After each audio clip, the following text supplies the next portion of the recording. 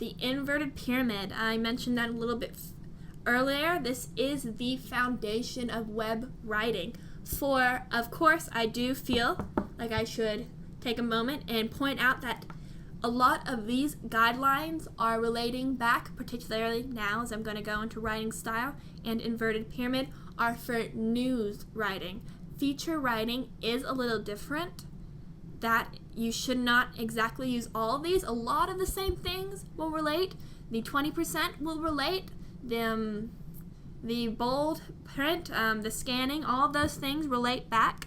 But the inverted pyramid and writing style that I am about to go into more depth with will not relate as much because you are writing for a different purpose. That being said, we will go more on to the inverted pyramid. The inverted pyramid is the opposite of what you write in class. You start with your conclusion. When writing a paper in class, you start with a thesis statement saying, I believe whatever, I based on some things. Then you go on and you give them information, you build up, and then slowly you and your reader arrive to the conclusion together. That is not what you do. You flip it upside down. You give the conclusion and then you give the information leading you up to that conclusion. Therefore, you start fast. You start at the end. There's no slow wind up because if it's slow, they might not go all the way with you. Like I was saying before, this is information based. You're selling information, not your article. That is when feature writing and blog spots and things like that, those are more based on the personality of the writer, while this is based more on what you're actually trying to tell your readers. This is the inverted pyramid. This is what you need to be based on.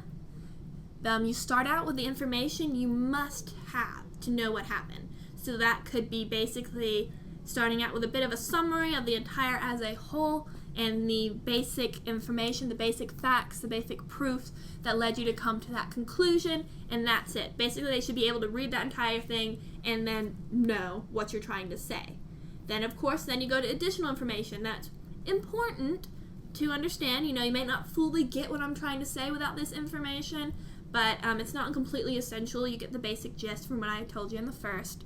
And then leading all the way down to information that's interesting to or nice to have, but not exactly necessary. So this is basically the reward for the readers that stick it out and read it into the entire way. These are the readers that are really interested in what you're saying. So these are the quotes that aren't quite as important. These are the facts that are, oh, that's nice to know, but they didn't really need to have it. This goes to, as you see, critical info must go at the beginning because they could stop reading at any time.